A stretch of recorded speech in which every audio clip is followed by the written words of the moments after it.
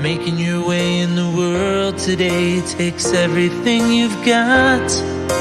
Taking a break from all your worries sure would help a lot. Wouldn't you like to get away? Sometimes you wanna go where everybody knows your name, and they're always glad you came. You wanna go where people know the people are all the same. You wanna go where everybody knows your name.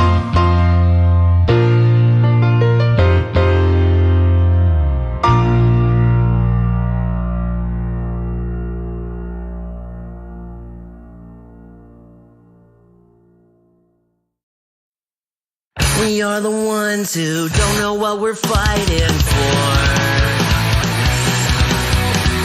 Give us a gun and send us all off to war. We are the ones who grow up in violent homes. We are the ones who don't know what's right or wrong. I know.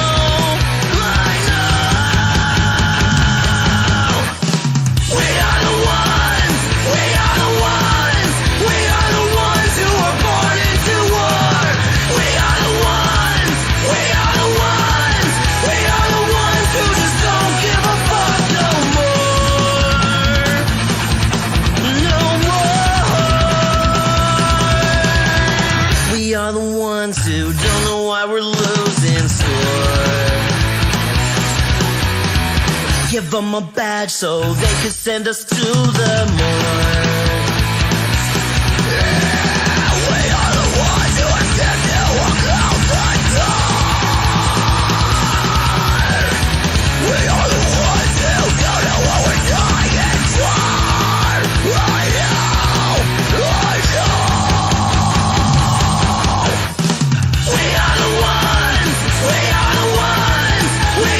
ones who are born into war. We are the ones who just don't give a fuck now. We are the ones who are born into war. We are the ones who just don't give a fuck no more.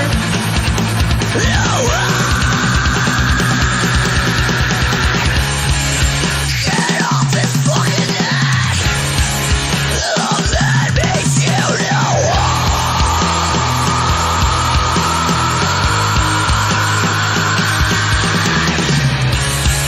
they can't fucking breathe.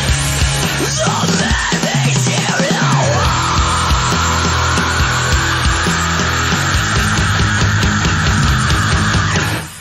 we are the ones who are born into war. We are the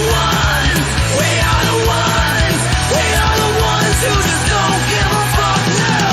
We are the ones who are born into war. We are the ones who just don't give a fuck no more.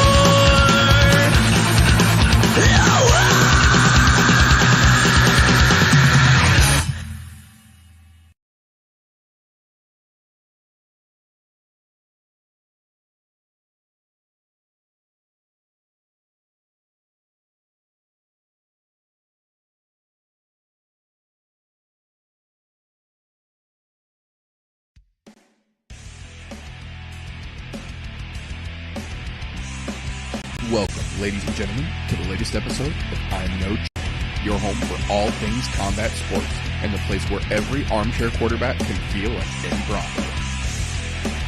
The views and opinions presented on the ImNoBookie channel belong solely to the person expressing them, no one else. If we say it, that means we meant it. That being said, this show does contain adult themes, adult content, and general shit that you shouldn't be letting your kids intake. Be advised, Viewer discretion is recommended. Proceed at your own risk. You've been warned.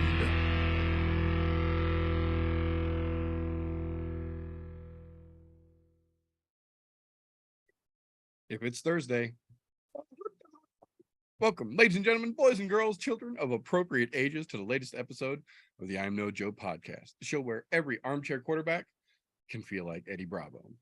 Today, as like most days, we have got a glorious panel ready to get into the shit talking and shenaniganery we have got lined up for us heading back to MSG, the Big Apple of combat sports this coming weekend. But before we get into all that fun and fuckery, first and foremost, gentlemen, how the fuck are you all doing this fine evening?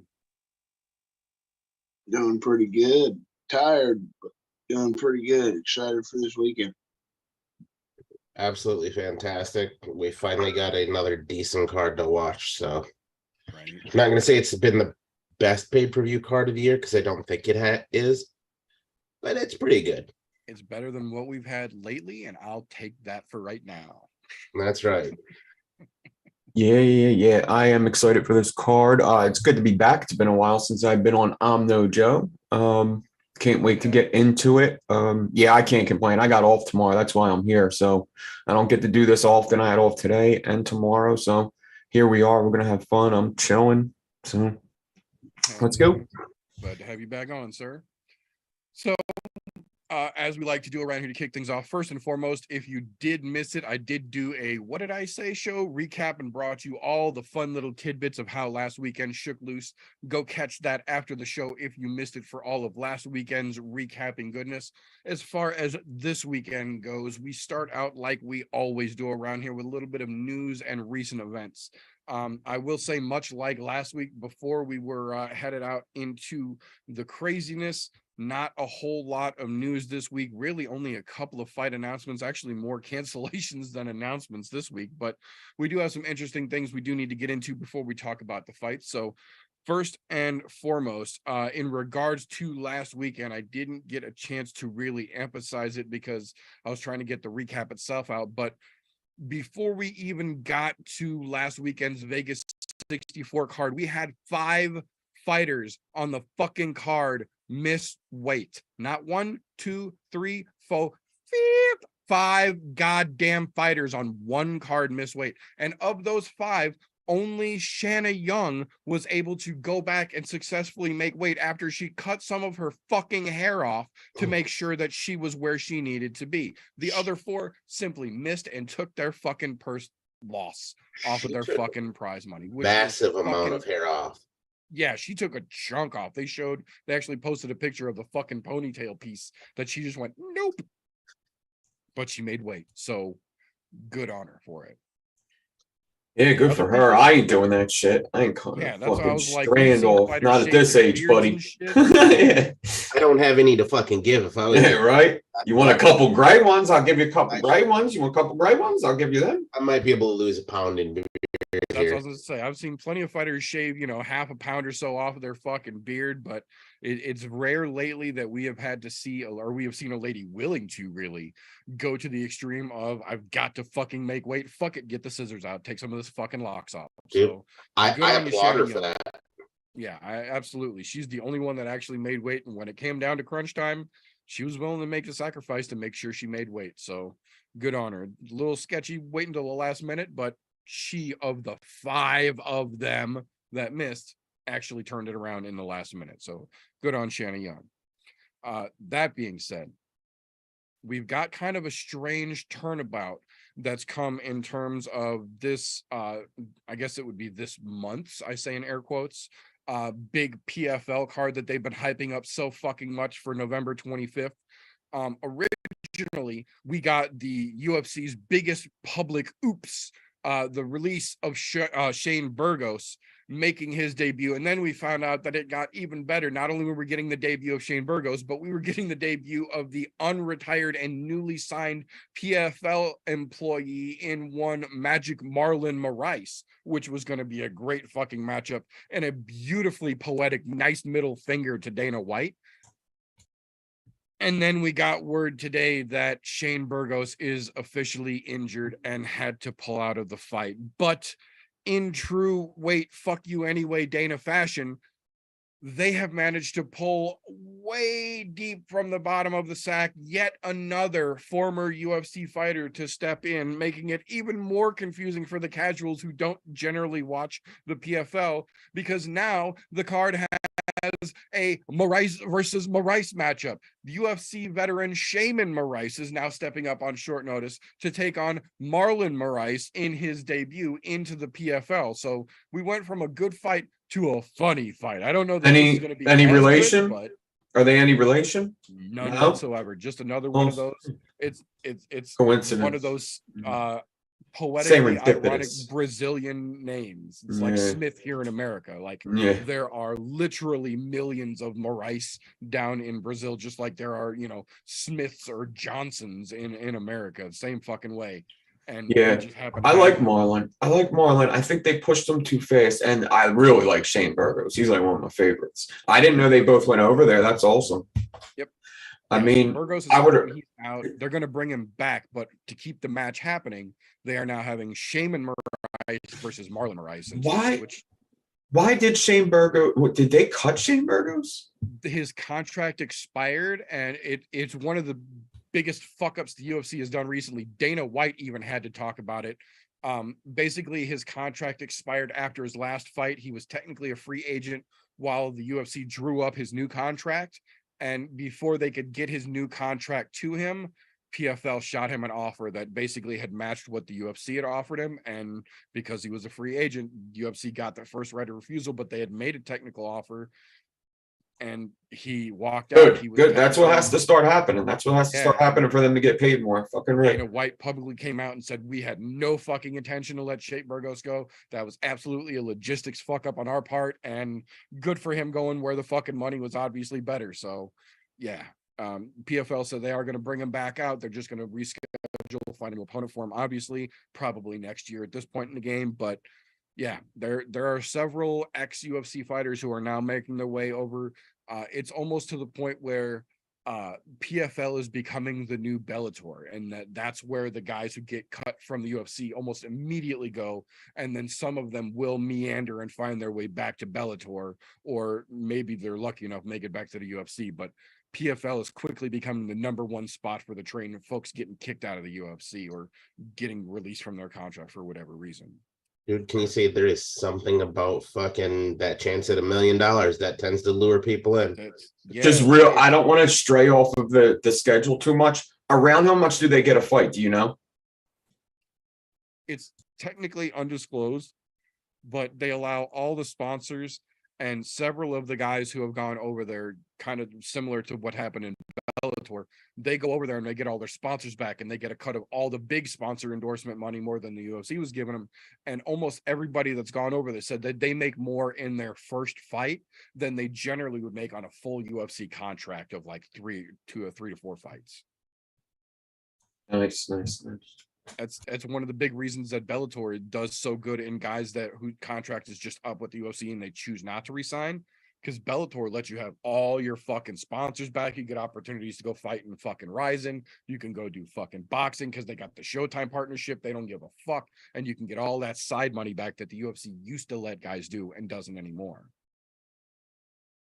Yeah, that sponsor thing is a real fucking hurt piece on UFC, but yeah. It's weird the way they do it, but as we say, Dana White's gonna Dana White. That being said, though, first pay-per-view of 2023, UFC 283, January 21st from Rio de Janeiro, Brazil. Just got a very interesting fight added to it this week. Nicholas Dalby getting back into action, taking on Warley Alves at home. So as if they already didn't have that fucking crazy card stacked with enough Brazilians, now they add another Brazilian fan favorite against Nicholas Dalby, who's definitely an exciting fighter as well. So interesting to see how that one plays out. Something that I actually did touch on quite a bit on the What Did I Say show this last weekend, excuse me, has now been made officially public. It is no longer just a rumor. The UFC is now officially under investigation for a betting scandal revolving around one Derek Minner and Shailin Nerdembeki. I talked about it a little bit Sunday, but I'll go back over it just a little bit real quick for anybody who might have missed it. There were rumors basically starting first thing Saturday morning that Derek Minner had gotten seriously injured in camp, but didn't want to pull out, much like we just saw TJ Dillashaw do just a couple fucking weeks ago. And we saw that in the fight when it opens up and Derek immediately throws an uncharacteristic leg kick for him and obviously fucking winces in pain as it lands, and then immediately throws another one equally as hard and falls down, immediately grabbing his leg. Shailin gets a shot in, ref jumps in, stops the goddamn fight. TKO based on an injury, but still a fucking win. And just before the fight started Saturday morning, I believe the money line came in favor of Nerdembeka to something of the tune of like minus 650 to win. Just Minner's odds sank to the fucking roof, almost like somebody had found out that he was hurt in camp and word had got out, and Vegas, like it does, latched onto that, and immediately the betting lines fucking tipped hard. And then we see how the fights play out. And almost immediately after that fight's over, several credible sources for MMA news start talking about how whispers are being more and more loud now that this is something that people knew about. And there's a reason those Vegas odds tip so heavy. And that this actually might be part of the reason why the UFC ended up having to make the declaration a couple weeks ago about fighters and all fight-related staff no longer being allowed to bet on fights, because this is absolutely the type of insider information that could have potentially changed the Vegas betting line just before the fights happened, and they might have gotten caught with their dick in a cookie jar here, literally in that exact situation.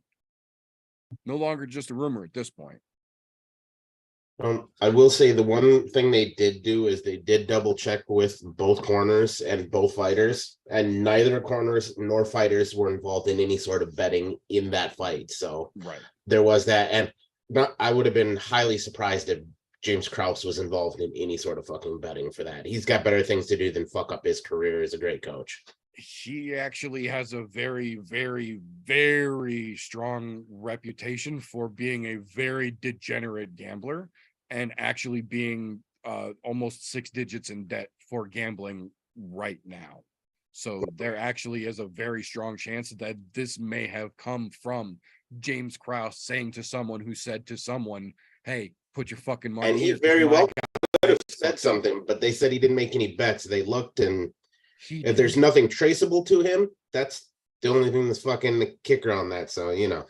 Right. Yeah, well, But this is still, one of as an those MMA coach, situations- aside from whatever degenerate gambling issues he has, he's a great fucking coach. Right. Absolutely. No, I completely agree. But this is one of those weird situations that we talked about a couple of weeks ago where Dana White was very ambiguous as to why now, of all fucking times, where stake.com and fucking AG online and MyBookie and 9,000 fucking, sports betting apps have started sponsoring all these fucking people, and everybody's giving shout outs and skinny bets on the microphone after wins and shit.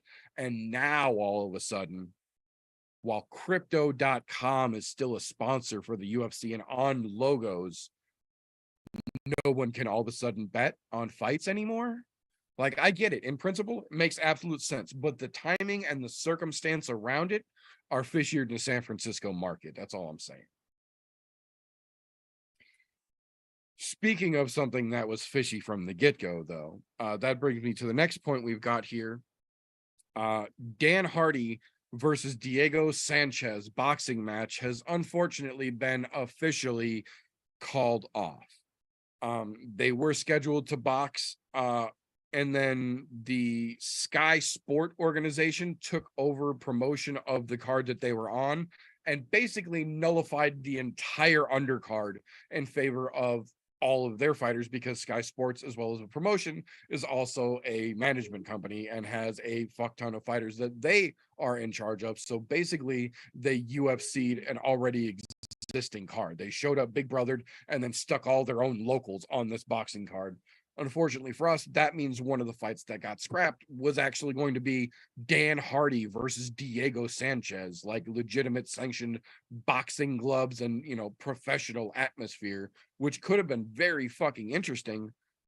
Unfortunately, now it's not going to happen, and the promoters have expressed that they have no interest in trying to rebook this fight. This was literally one of those right place, right time circumstances, and unfortunately, with Sky Sports stepping in and wiping that undercard out, it's just not in the cards to have it remade. So the almost unretirement of both Diego Sanchez and Dan Hardy, that would have been potentially the most fair that a match between the two of them could have been, is no more to be. And that genuinely sucks, because that's not a pay-per-view headline fight by any stretch of the imagination, but two guys who do legitimately have the legacy that both of them have, getting a chance to pugilistically compete without the risk of CTE nearly to the extent it would have been if we put both of them back in an octagon. I think it could have been interesting, but at this point, I do also kind of agree with the promoter. I think that boat is kind of fucking sailed. I think that moment that it was made in, everything seemed to be coming together, and with it starting to be a sign from the universe falling apart, like the fourth time Dan Hardy has tried to unretire now. Even Dan Hardy himself said his mom called him and said, the universe is sending you a message, honey. Maybe it's time to stop. Yeah. I hope Diego gets like one more fight and does good. And somebody, I hope he does. Yeah, I hope he seems better, but he needs to retire. He really does. He just doesn't seem good.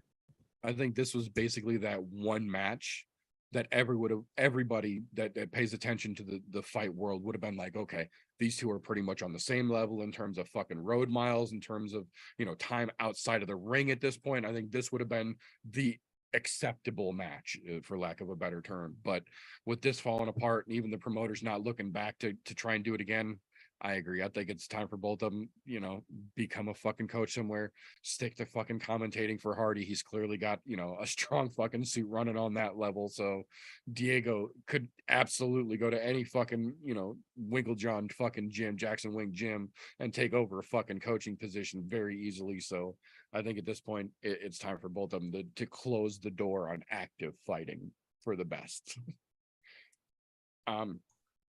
Dan Hardy's a wrestler. Who's Dan Hardy? Dan Hardy was a boxer Okay, that made his way into the UFC for a while. I'm thinking about a Hardy brother. Okay. I'm sorry. I don't know him. Then I'm not even gonna pretend like I know him. Okay. Oh, I think I know who he. I probably didn't watch any of his fights. I don't think. You've probably seen highlights of him several times. He and a couple of real big name fights during his time, and then he got diagnosed with something called Wolf Heart Syndrome, and basically could never get medically cleared by any athletic commission anywhere in the world ever again, because even during his good moments, quote unquote, dealing with the medical condition, he still had a potential for like a random fucking heart attack from any strenuous activity, and no fucking commission wanted that on their hands. Yep.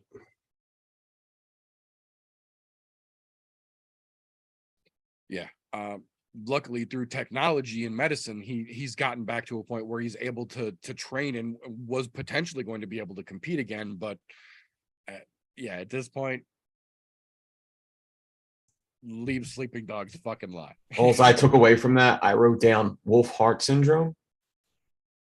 I have to look that one up. Yeah. Please go on. You're good.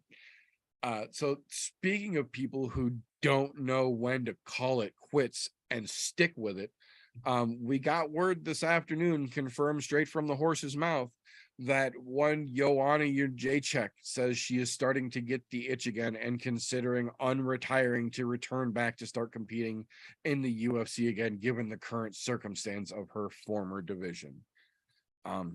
It's almost like we talked about this in the lead up to the Carla versus Rose fight, that if somehow Rose lost the fight, that Joanna was almost immediately going to jump out of retirement, because Ray Charles can see that she could still beat the fuck out of Carla if they give her the chance to, and potentially get that belt back. So I will say, I think that Carla would probably stand a better chance against Joanna than she does against Wei Lee, but we'll find that one out for sure this weekend. But I do have to say, Joanna was one of the first people to talk shit to Conor McGregor for saying he was retired, and then even hinting at the fact that he was going to unretire. And now she is quite literally that pot pissing on that black kettle. So credit where credit is due, bitch. You did the same thing you talk shit to him for. Ha ha ha ha, fuckstick. That being said, though, last thing I got, I quite literally saved the best for last, because I would be remiss as a fan, let alone any kind of MMA journalist, if I would conclude a news segment on an MMA podcast without talking about the singular largest story in the fucking world this week. Cain Velasquez, after 8.5 months and literally $1 million, has finally been granted bail leading up to his trial for the incident involving the road rage situation.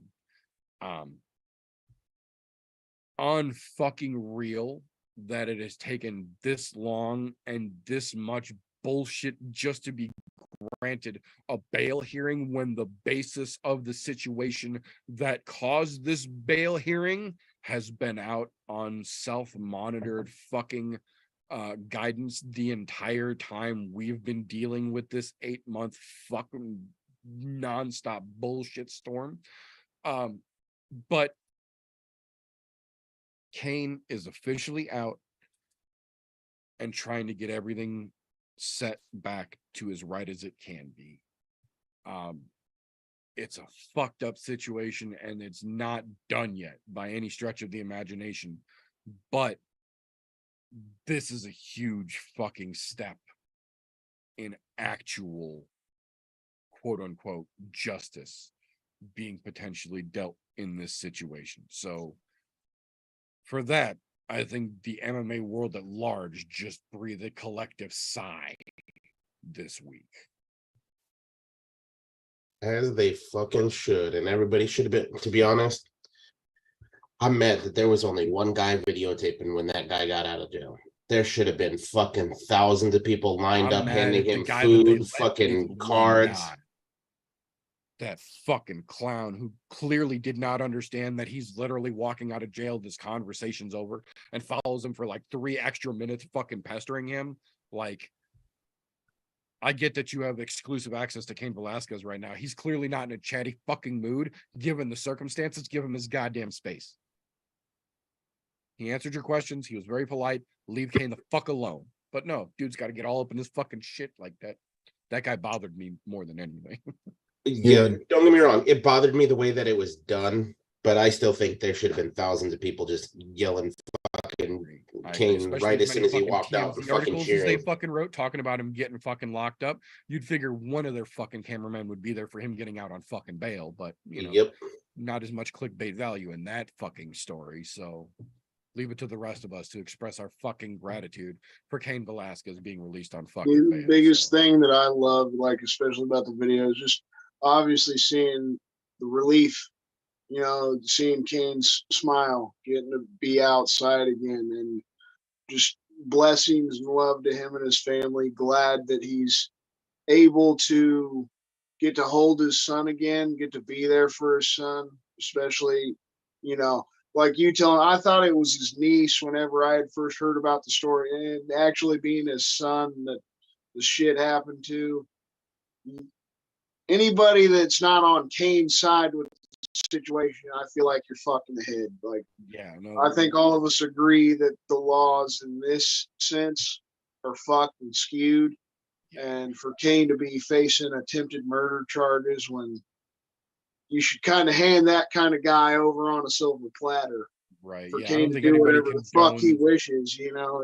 I don't think a grown-ass man actually did. willing to mess around with a 3-year-old little boy. All you can do is just send love to Cain and his family, and it's a great moment that one of those judges finally fucking had a little bit of heart. It's like, you know what? Yeah, this is a serious situation. He did what he did. He's still got to kind of own up to that and be a man with this. But I'm going to give him time to be with his friends, his family, and his fucking kid.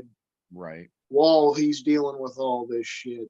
Yeah, the fact Because that the it kid, basically took more than 2 anything, the solid kid days of doesn't need to cops. fucking go without his dad, right? Like that's Right. that's the biggest thing. Whether Kane made that decision or not, and there's laws and shit. Yeah. The Yeah, I don't kid's think been anybody through enough. I don't So think it's anybody nice he gets to condones be what with his actually dad. happened. He But I deserves a think fair trial. Everybody does. I mean, that's just what it is, and you just hope he does. And I actually like Kane. Seems like a really fucking nice guy, and I could imagine what he was going through, and I could imagine being in his shoes and probably doing something similar. Yeah, I And think I any of hope us. not only do I hope I he like couldn't gets. imagine any of us would want to Yeah. do that same shit. I actually don't hope that he doesn't just get justice. I hope he gets better than justice. Really, that's just how I feel. But To be honest, I say let both of them take a I don't plea. know the whole story too, though. So, but I think I know most of it.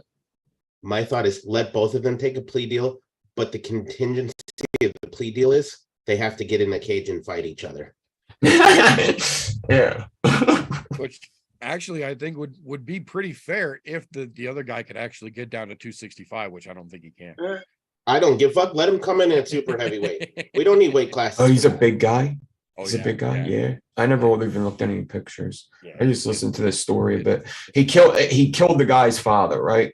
He didn't And- kill him. He shot at the car. The guy's father, his stepdad, and his mom were driving him home from a probation check-in, basically, for getting an ankle monitor put on.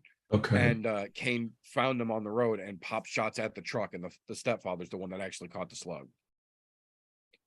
Yeah, Nobody Non-life died. threatening, like not to condone what happened, but Yeah. it no, basically hit him in the arm, life non-life threatening threatening. injuries. Oh, was he like in intensive care at first or something?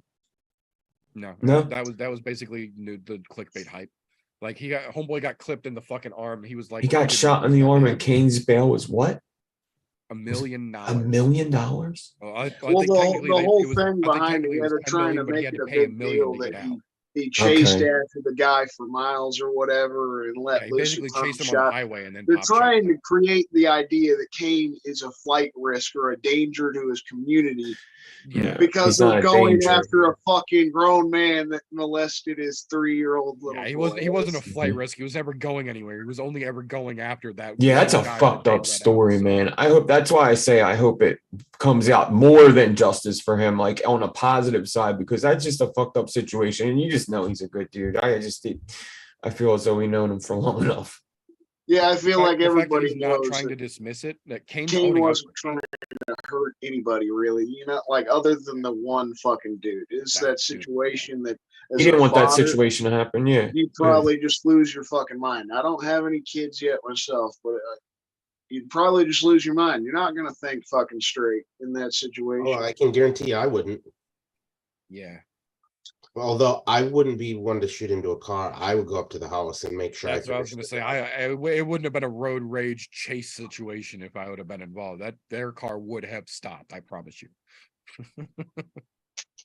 Yeah, no, absolutely fucking great to see that Kane is out on bail and able to fucking be at home and sleep in his fucking bed finally. So obviously we are gonna clearly keep fucking tabs on how that plays out going forward, but at least after I think they said it was like 16 hours straight in the courtroom of police officer after police officer after police officer after corrections officer all testifying about how there was zero resistance in the entire time he's been in custody from the moment of the incident until now. He's been nothing but respectful, nothing but polite, complied with every fucking request he's been given by anyone in the entire situation, and never changed his fucking story one time from the fucking get-go. So, I have one more question. Is he being charged with attempted murder? Is that why? yes, Okay. Like 3 counts or something? it's like Or 2 attempted counts? murder, attempted manslaughter. Okay, that makes more sense to me now. Okay. Reckless endangerment, felonious firing of an attempted or of a assault weapon or something like that. Like they're trying to stack like 6 or 7 built up charges, basically leading him to accept a plea deal to something lesser down the road. But in the meanwhile, they get the clickbait of Cain Velasquez charged with potential fucking attempted murder and shit. Yeah, but Clickety at click, least now- click, click. yeah, at least now we're at a point where all these clickbait assholes like TMZ, who made fucking, I'm sure, tons of fucking traffic off of the Cain Velasquez getting locked up stories, can sit on their fucking ass while Kane is actually getting fucking released. And the rest of us who give a shit will talk about that part. That being said, though, that is what I've got for news and recent event for this fun week. Do any of you gentlemen have anything I might have missed along them stories? I got two little funny things just to turn some positivity up. So Pollyanna Viana, right? She won last week and then came out with a hilarious tidbit. I just, I had to throw this in there. Apparently, Colby Covington had snagged her, right? And she's a good-looking girl. He apparently lost her just because he wanted a finger up the ass. She didn't want to do it, so he got all upset and butthurt. Just like, literally, you lose a girl like that because you wanted a finger up the Did ass. you see this? Where I need proof of this. He confirmed it. Who confirmed it? There was a story that came out 2 weeks ago that because Kobe at one point when he was talking about some bullshit on a quick radio interview had mentioned that he doesn't have time to look into the guy he was fighting's life because he's too busy smashing Pollyanna Viana in the background while he's training. And then she came out this week and she was like, it's funny that he mentioned that because the reason we actually don't talk about our time together is because we broke up after he asked me to put a pinky in his ass and I said no. What a weirdo and what a fucking idiot. She said, he opened the door and she was like, you really want to let that story out? Let's finish the story. I fancy Colby Covington pretty intelligent too. What a fucking idiot. What a fucking idiot. I was like, why would you open that door knowing what she knows? Why would you give her that fucking ammunition and a match?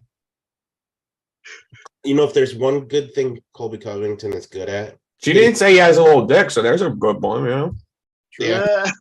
She didn't say that, so he's got that going for him. But no, the one thing he is really good at, though, is keeping his name in the news. Whether it is for dumb shit or not, he keeps his names in people's mouths, so that keeps him relevant. Right. To be clear, we don't kink shame around here. What cranks your motor, cranks your motor. As long as you ain't hurting nobody and no animals, you do what does you, boo-boo. So, I just thought it was a funny-ass thing, especially for her to come out and admit it. The fact that he's going to try and play Mr. Tough Guy and open that door. Yes, the reason I think he's a weirdo is because he's using it in his bits. And it just like, I feel like it's like a setup, like he set himself up for it. It's fucking weird. Or I almost feel like he only did that with her to make that story for fucking, it's so weird. Because he is like, that is so weird. Well, and if you notice, she was the last, I don't even know how you would call it, active fighter, I say in air quotes, I guess, that he has had any kind of attachment or entanglement to ever since her. It's been all ring girls and the clear quote unquote models, and you know what I mean? It's always been the very clearly not actually his girlfriend girls. I believe he gets probably beautiful fucking women, almost positive, because he's got status. He's got a lot of status. He's he's a good looking dude. What the fuck? Yeah, but that's why it's even more crazy. I mean, it's stupid. I heard he's got active status, but I think he can take medication for that now. And then I got one more other piece of stupid news just for us to mull over for a second. I saw a video earlier today.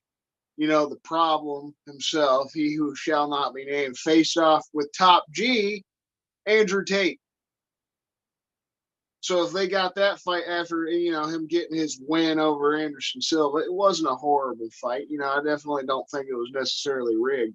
For him to fight Andrew Tate, it'd just be a huge laugh and a huge bit of entertainment. You go from fighting nothing but old MMA guys to, here, let me fight an old retired boxer. Why am I not hilarious fucking theater and tons of good shit talking, but other than that, it's just another clown act. Thought it was a hilarious thing though. Why am I not surprised at all, to be quite honest? The dude, he really is a fucking ass clown. After he and fucking Sugar Sean basically made like a trip to Mecca to fucking worship him in Abu Dhabi a couple weeks ago, I'm not really fucking surprised that this was in the works, coming down the pipeline. So yeah, Dumb. Yeah, that is what it is. I do have one other one. I just hope you're not talking about Mike Perry. That's all. No. Oh, I fuck lost it. Colby Covington already with that we fucking don't story. disparage that good name around here. We'll talk about Mike Perry on this show. I'll talk Good. shit about Mike Perry. I on think this. I think Mike Perry has earned some fucking respect now. Yeah, no, we talk about Yeah, we're Mike. talking about the Disney YouTuber. Yeah. Yeah. But I tried to be a boxer in the circus act. I did have one other one, and I only want to do this in passing. I don't want to spend any time on it. But as I was scrolling through posts, I did see a post where one violent Bob Ross's case was dismissed. Now, the caveat to this statement is I can't say he didn't do what the girl allegedly said he did, because she did not show up for court. Therefore, they dismissed the case.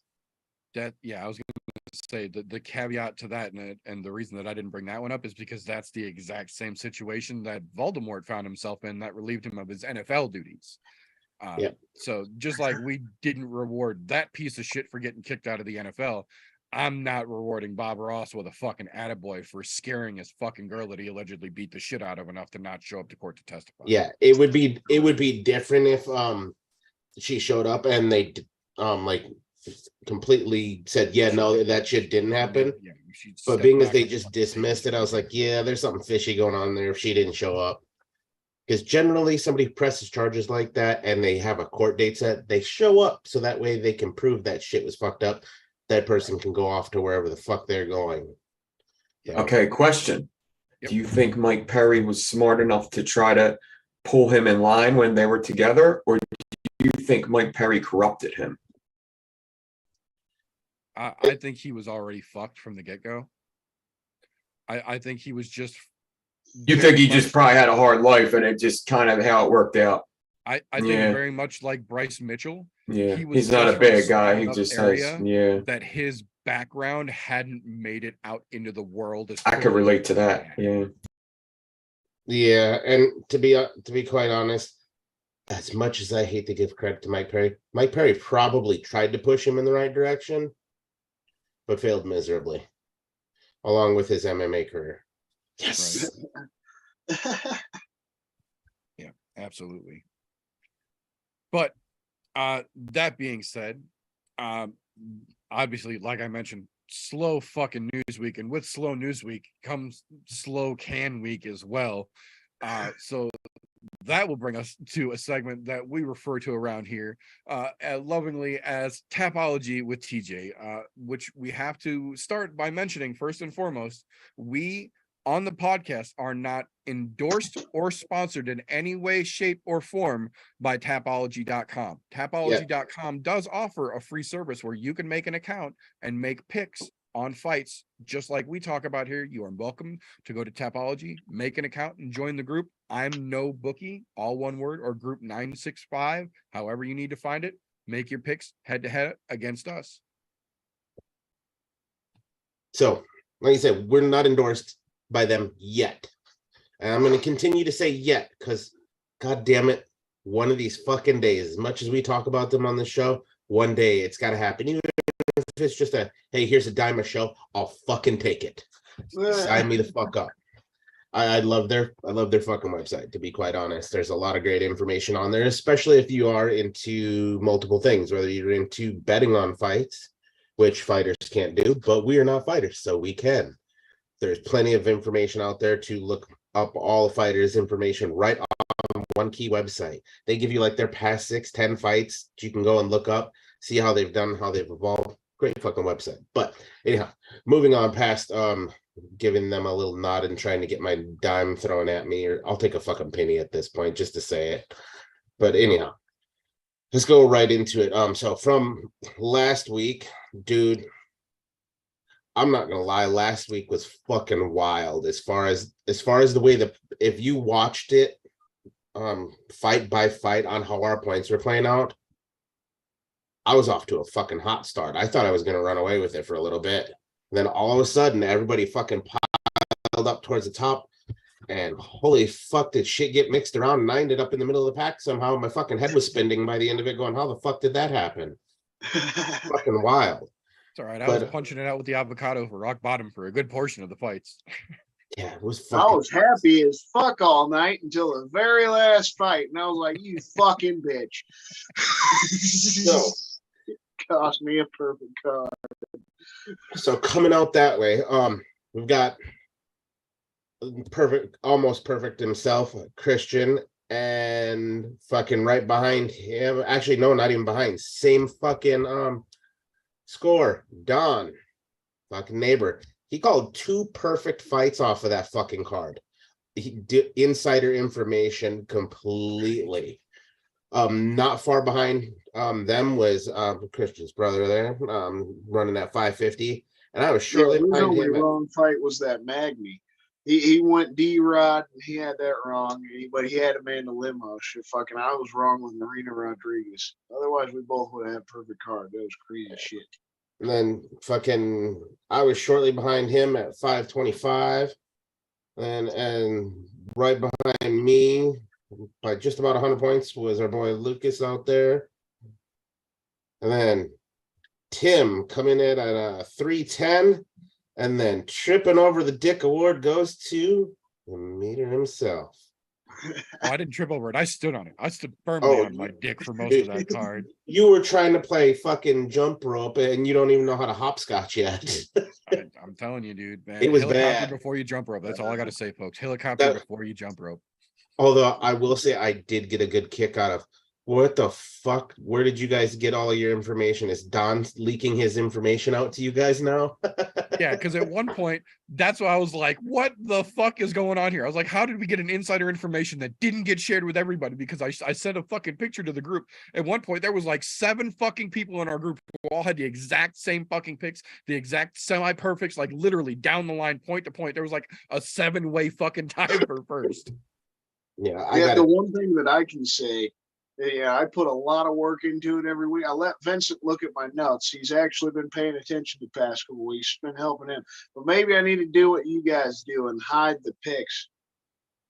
Because I don't hide my picks. I just don't put them what until I've been Friday. doing just because I've been doing fairly decent. You know, maybe they're like Luke. You know, he's going to fucking look at my picks now because you guys hide them. Can't look at your shit. So. I'm telling you, I don't hide them. I put them in Friday afternoon. That's when I do all of my picks. It's usually Friday Well, afternoon. I always do them like Wednesday night. Just makes it easier.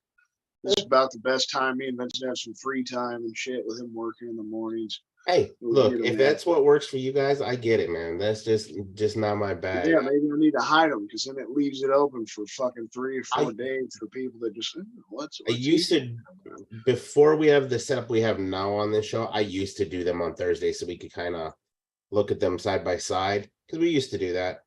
But then once that stopped, I was like, you know what, fuck that, because there'd been too many times where we'd have weight misses, fighters falling out of medical reasons, shit. So I always wait till fucking Friday now, so that way I don't have to go back and adjust shit or change shit if there's last minute replacements. Yeah, so I run one last news sweep literally right before we start the show just to see if there's any new announcements that have shaken loose, and then usually Friday after weigh-ins are done is when I'll go in and I'll make my Tapology picks. That way I can see if anybody missed weight in their fights off or, you know, and something fucking happened. Yeah. So that brings us into talking about the odds for this week's cards. Again, as I looked through these earlier, there's only a few there's really only one major difference on the card. Most of these are pick'ems again. I don't know what the fuck is up with the Vegas odds. Maybe it has to do something with oh shit, we got investigation shit going on, so we have to worry about our odds now. But they're pretty fucking pick'em across the board. And let me say this: what's crazy is of all of the fucking city kickboxing guys on the fucking card, only one of them is technically the underdog, and it's not the one you should think it would be, which would be the first fight on the card, Carlos Olberg and fucking Nikolay. I'm not gonna try to fucking say that Romanian name because I will fuck it up. But they've got Olberg listed as a -125 favorite to a 105 in Nikolay, which, look, the horse apiece. I get it. To be honest, I think the Romanian takes it because I think they've talked so much hype to Olberg. We've seen him show up one time, but the rest of it has looked like absolute dick. So take the underdog there, even though it's not much of an underdog. Then Julio Arce, Montel Jackson, horse apiece. Michael Trizano, Sewon Choi, fucking horse apiece. It's horse apiece. Even coming into Karolina Kowalkiewicz and Silvana Gomez Juarez, horse apiece. Fucking those two both at a minus 100. It's fucking crazy. And coming into the early prelims, fucking high end, which Matt Frivola and Otman Azatar. I'm probably martyring that Moroccan's name too. Who's in the bag? But fucking another horse piece, minus 145 and a plus 125.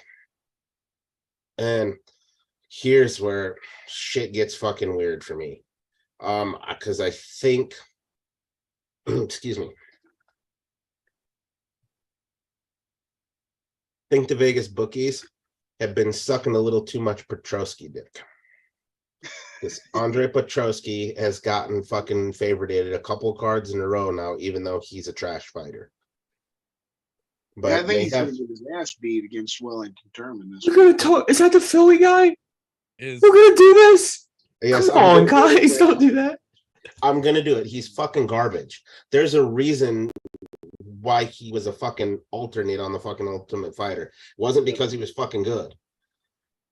Still don't understand why the fuck they even gave him a chance in the UFC, and it's really shit that he's won his first 3 fights. Because I mean, it's just it's building something up. It's like trying to polish a fucking turd. That's how I feel. Dude, I mean, they do that with a lot of fighters. And I get it. I get it. I really do. You can think of it this way. He's Paul Felder's Nick Maximoff. Pretty much. Yeah, that makes he actually can wrestle. sense. But the with what you just said, Nick Maximoff got fucking kicked the fuck out. So I mean, that's the thing. Petrosky, you lose a couple, you get the fuck out real quick. So I mean, come on, Wellington Terman. Give him time. He'll trip over his dick. You just gotta give him time. But they have him at a minus 205 favorite over Wellington Thurman, which is a plus 175, which not a huge odds difference, but still it's big enough for me to go, what the fuck are the odds makers thinking? To be honest, I think that closer to a really close coin flip. But here's the widest margin on the card is the women's flyweight bout. Erin Blanchfield and Meatball Molly McCann. Fucking, I think they've got the odds right on this one, though. A minus 380 for Blanchfield and a plus 310 for McCann. However, caveat to this statement, it's not a bad thing to bet on Molly. She's shown up in her last couple fights and finished people with the craziest of spinning back elbows. And 10-1 odds says we're going to see another one out of her in this fight at some point. Right. But yeah, that's a safe money fucking side bet that Molly McCann spins a fucking elbow at Erin Blanchfield at some point in that fight. Yeah. I don't care what fucking website you can get that action on. Take that fucking money right meow. Oh, yeah.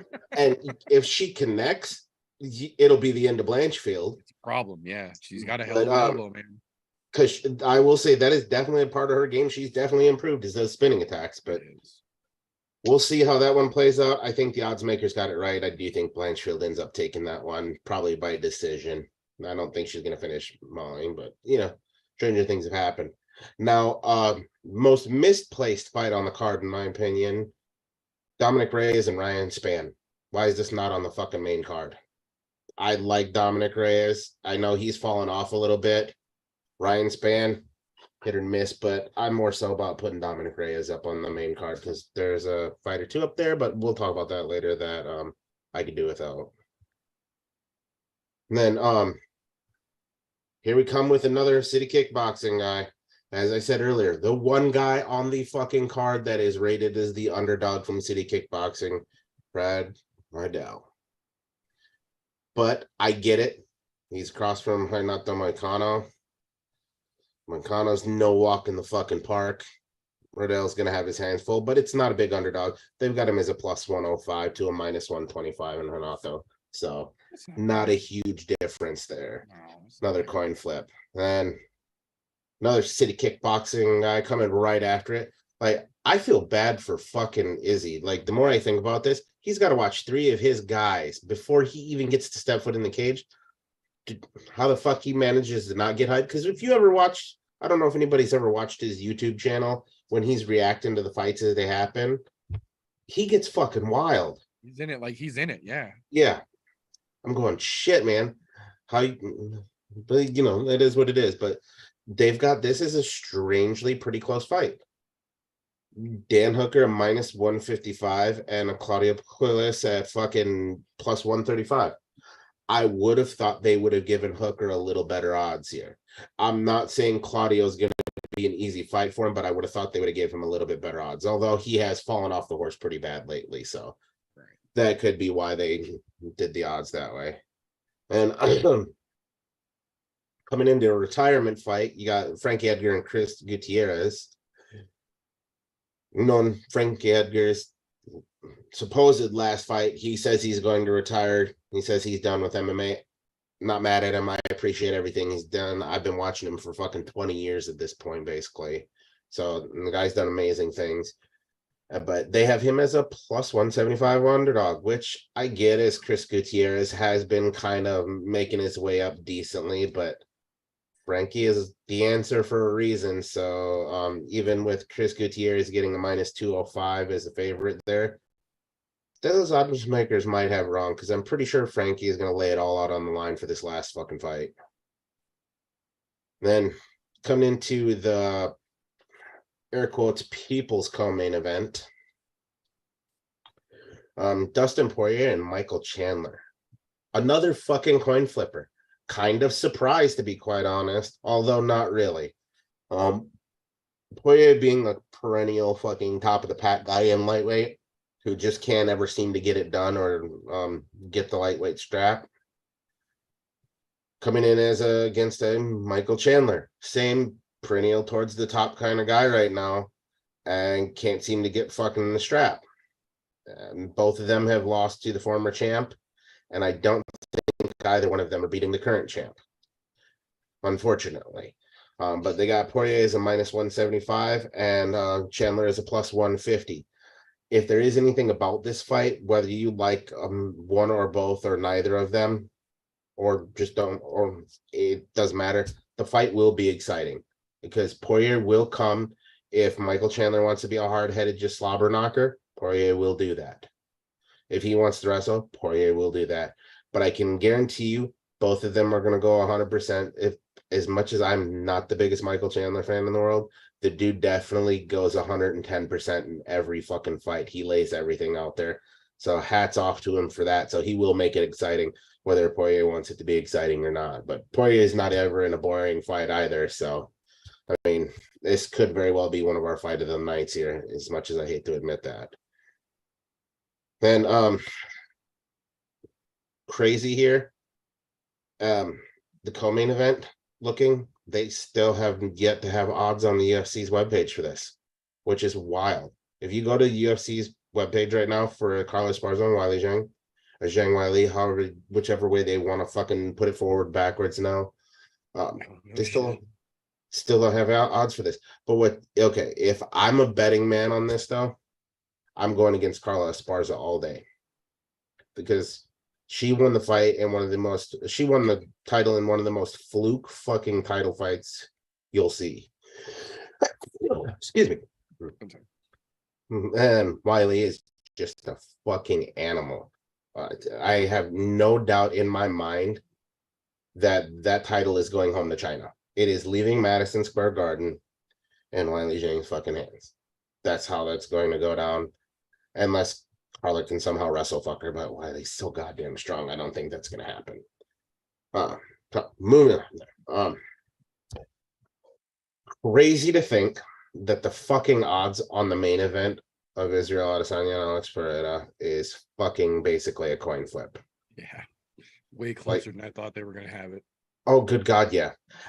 Although I am thinking that's because a lot of the bookies out there and all that know that may be in Izzy's head still, which very well could be the case. We don't know.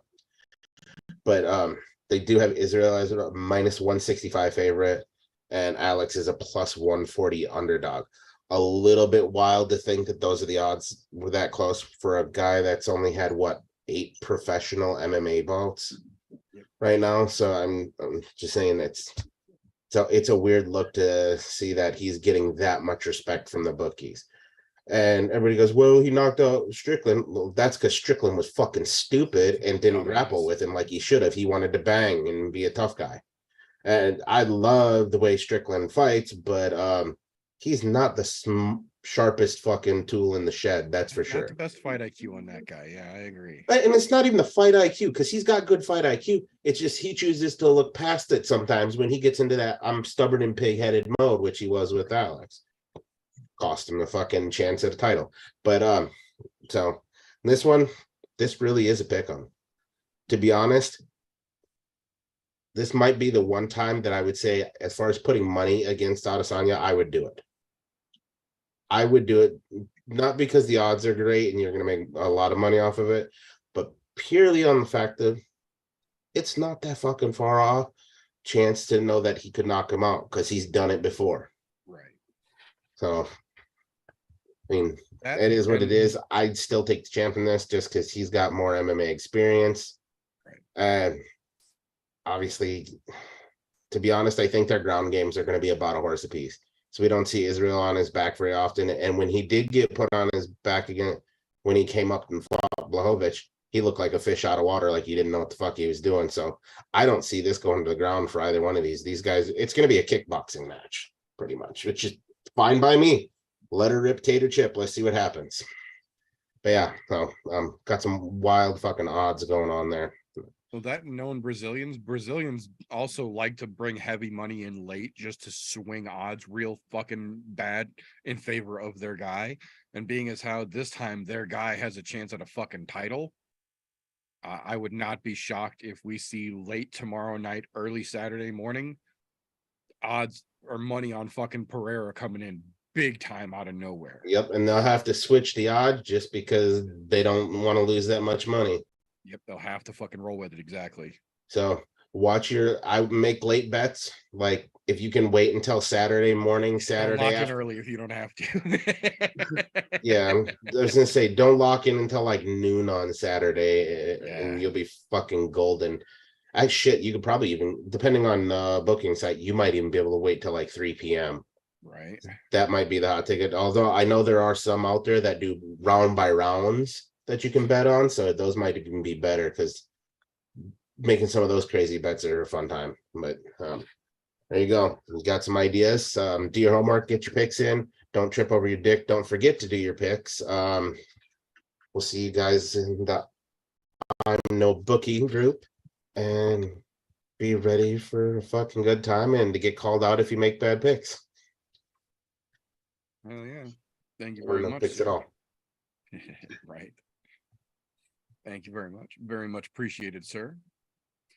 So that, boys and girls, will bring us to the point where those of you who are just listening to the all audio won't realize it first, but those of you watching live on youtube.com/ImNoJoe will know, based on the gory, fear-inducing gif that rolls across the screen, that this is the point where we take our nice friendly sides and we throw that shit out the fucking window. This is the point where the nice guys finish last every fucking time, because this, boys and girls, is a little thing we like to call the pit. This is where we take our nice, casual, relaxed atmosphere and flip it into a fucking competition, and man versus man, 2 men enter, 1 man leave, Thunderdome style, goddammit. That's how we fucking do it. So tonight we have got a special guest referee here in the form of one and Divine 83 here to help me navigate the waters of fuckery we have before us. Thank you again for coming along and helping me sort this shitstorm out. Oh yeah, I know I don't look ready, but I am actually very ready. I actually got my notebook and everything. I'm ready to go. So, because these two gentlemen have faced off several times before, we're going to do this the fairest way possible. Titties for heads, birds for tails. Golf tee, call it. Seems legit. Tails never fails. Those are my drop. I love titties, so I like where this is going. Tails it is. So golf tee, you get champion's prerogative here. We're gonna send you out, start these questions with you first. So, like I mentioned earlier, seeing as how you two have competed against each other more than one occasion here, you're both regulars on the show. You're both what I like to consider a fair step above a casual. We're going to do what I like to call a hardcore match here in the pit. We're not going to go with the simple run-of-the-mill questions. You guys already know how that plays out. We got to keep this shit a little fresh and turn the dial up just a little bit for you two who know what you're talking about. So for this one, for our first question here, of all the fights on this gigantic MSG UFC 281 card, who, in your opinion, is the potential biggest winner should they come out successful on the other end of Saturday night?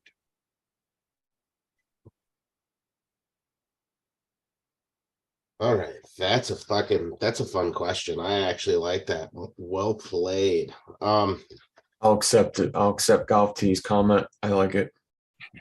I really do like that versus the normal. To be honest, the person that comes out, if they win the best on this, and I hate to say this, is going to be Molly McCann. Because she's already riding the hype train. Because they've got a hype train on her now with those back-to-back wins in fucking year up there. If she takes out the number 12 in Blanchfield, guaranteed her next fight is the fucking top fucking 7 or above opponent. Because they're going to want to push that hype train through. So if she comes out there and KOs Blanchfield and gets it done, she's got a lot to fucking gain there. Quick, fast, and in a goddamn hurry.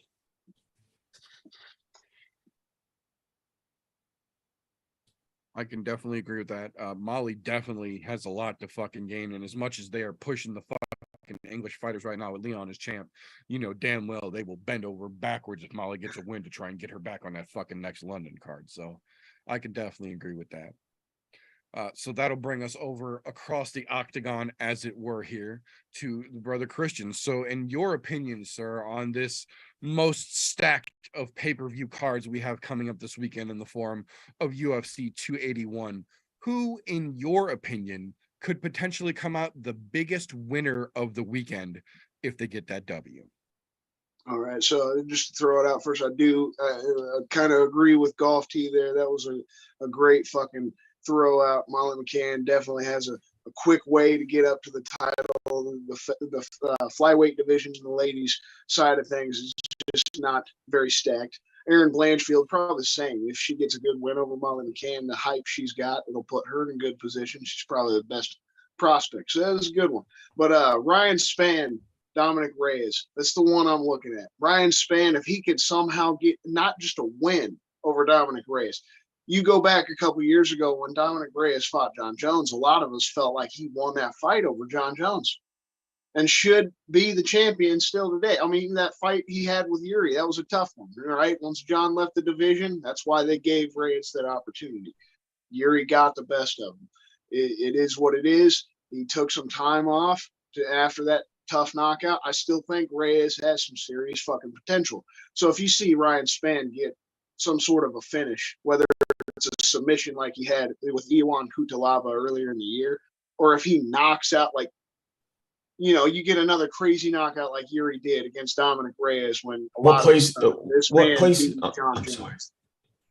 sorry. That's to me, that's just the biggest rise in potential other than someone like Molly McCann. Ryan Spann, if he gets a crazy finish over someone like Dominic Reyes, that puts him up in that potential top 5 contender. He probably, in my opinion, would get matched up with someone like Jamal Hill next. You get a fight like that, that's just huge. That's a main event kind of fight. It'd be huge for Ryan's career. He gets that win, maybe that win and another one, he's right there at the title.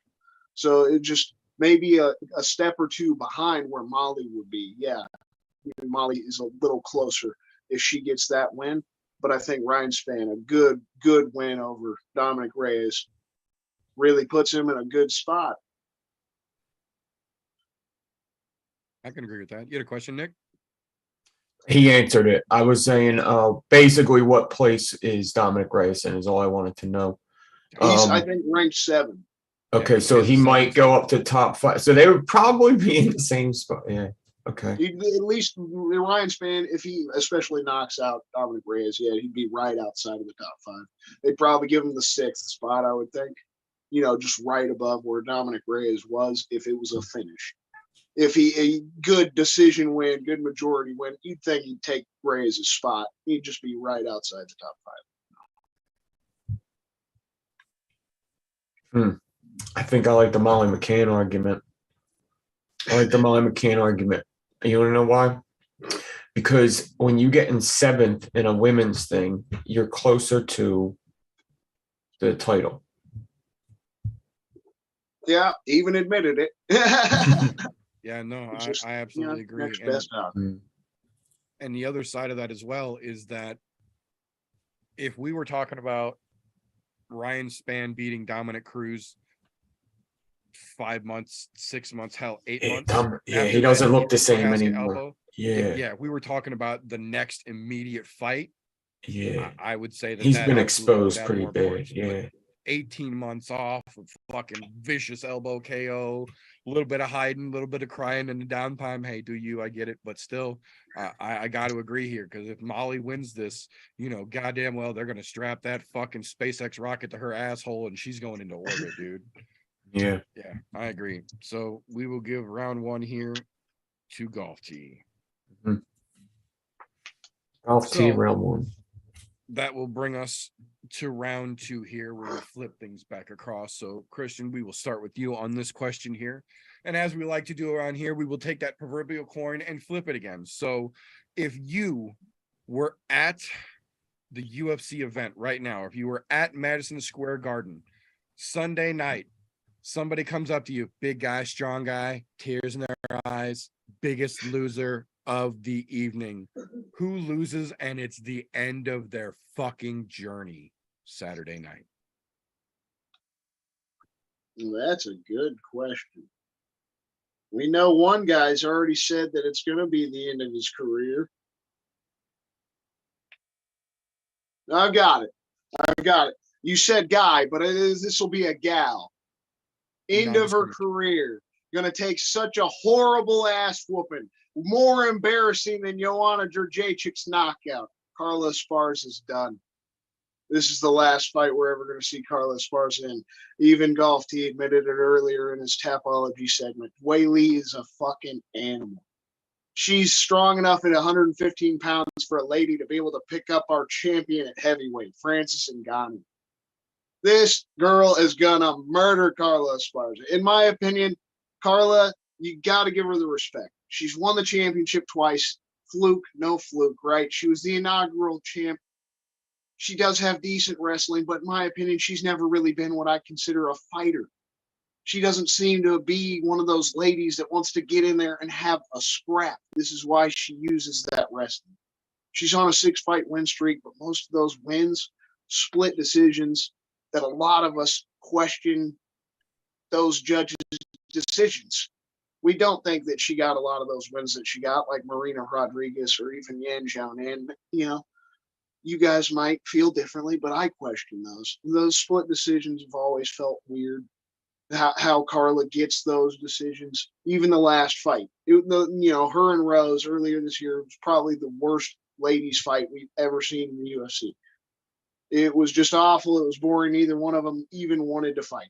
It was like they were both afraid of each other for God knows what reason, but there was nothing to score the fight off of.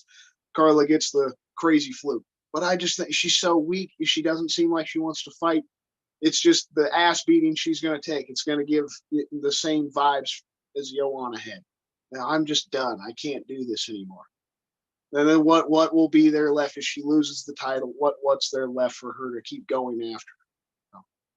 I'd feel like, yeah, that's going to be the one. We're going to see such an embarrassing ass beating from Zhang Wei Li. She's going to get that title back, take it back to China, and Carla Esparza is going to take her ass back home to her husband and just enjoy the career that she's had.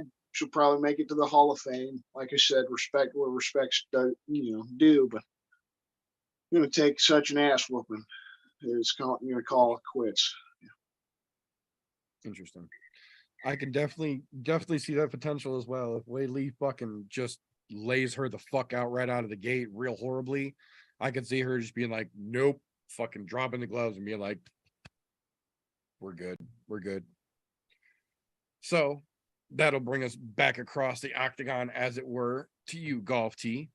So on the other side of this coin, say you are there at MSG after Saturday night, biggest loss of their career, big guy, strong guy, tears in their eyes, comes walking right up to you.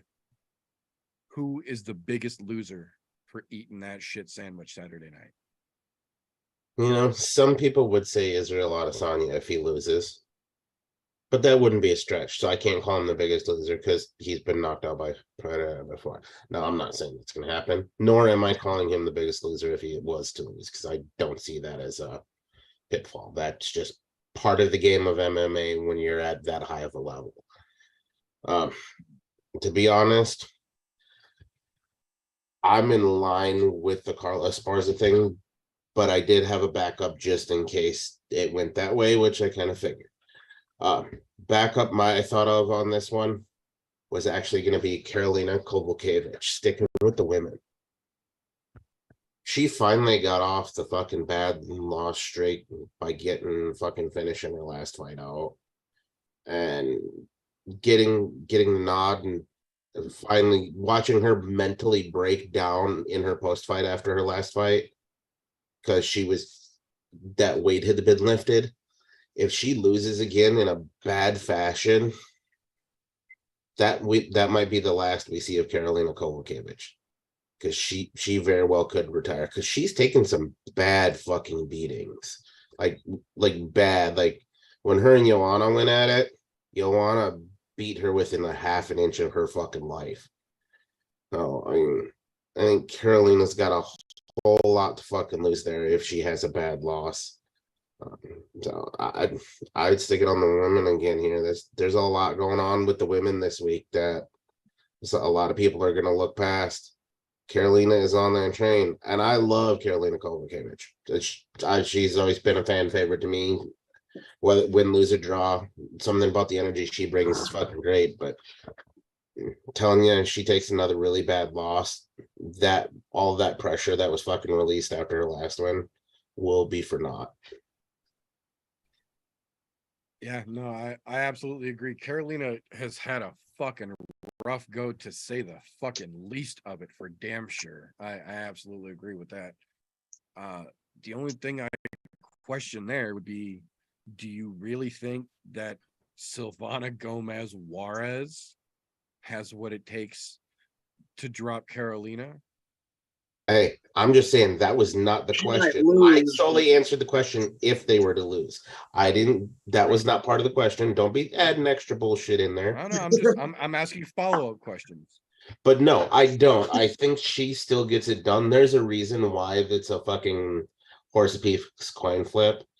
I mean, don't get me wrong. As much as I hate to say this, with her last fight out against Herring, police she wasn't there. We know that. So it was kind of like an easy, here's your fucking sign type thing, have at it.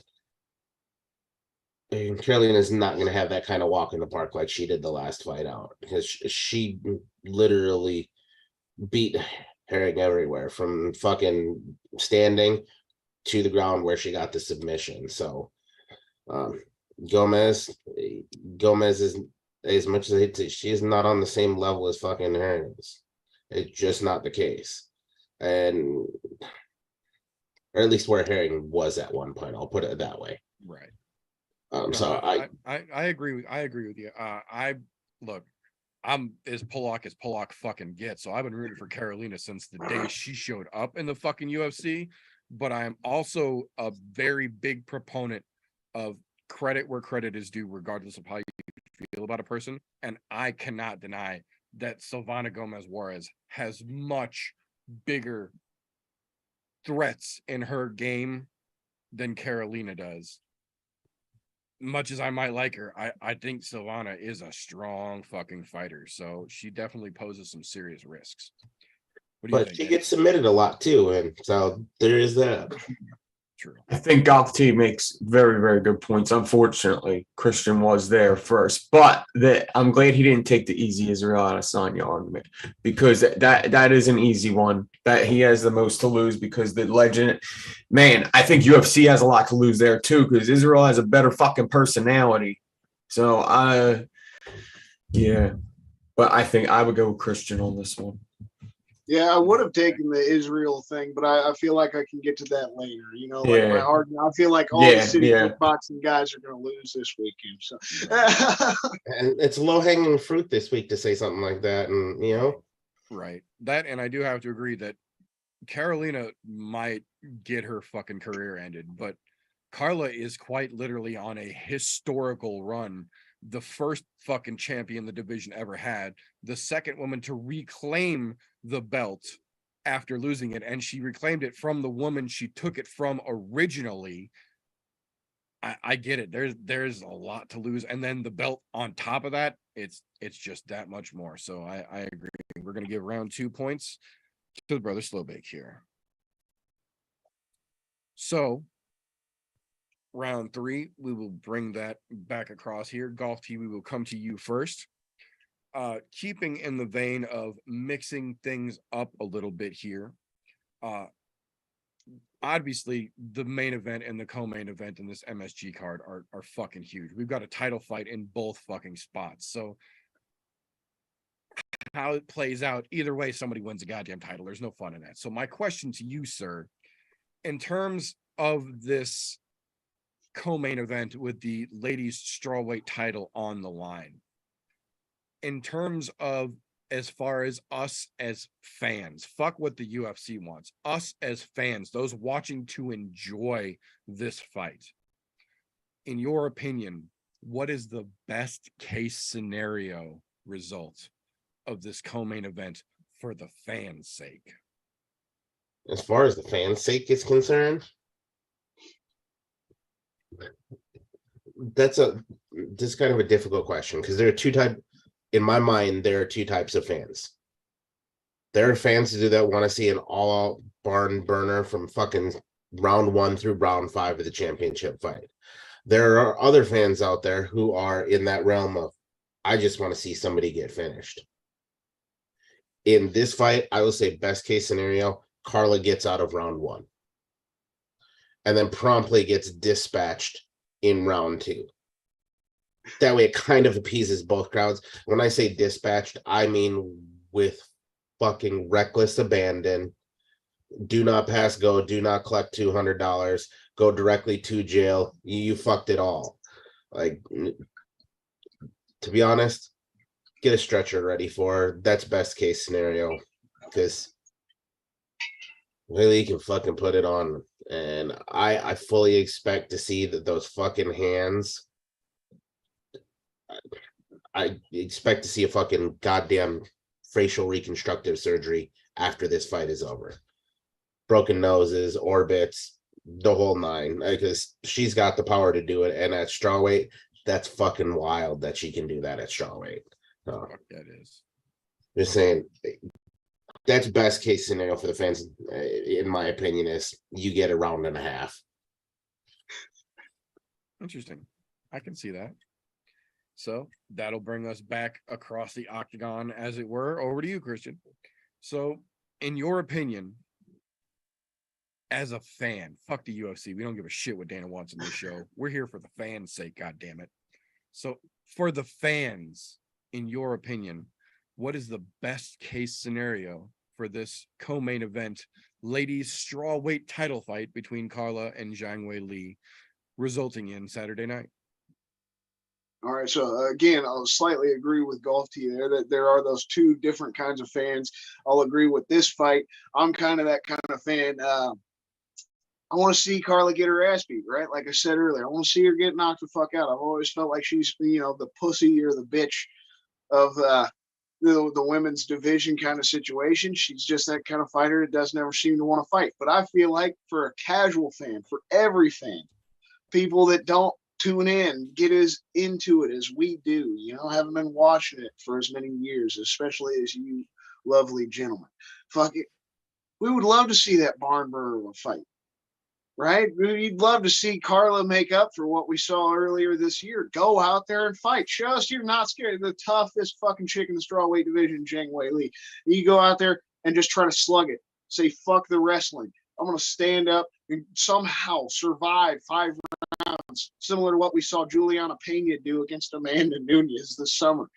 Just, you might get your ass fucking beat, but go in it, put your fucking head down, be a fighter, show you've got the damn lady stones.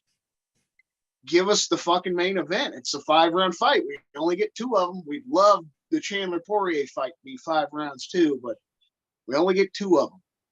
So make it worthwhile. I agree with Golf T in a sense that most of us, fans that watch thoroughly agree that Weili's a badass. She's probably going to get it done quickly.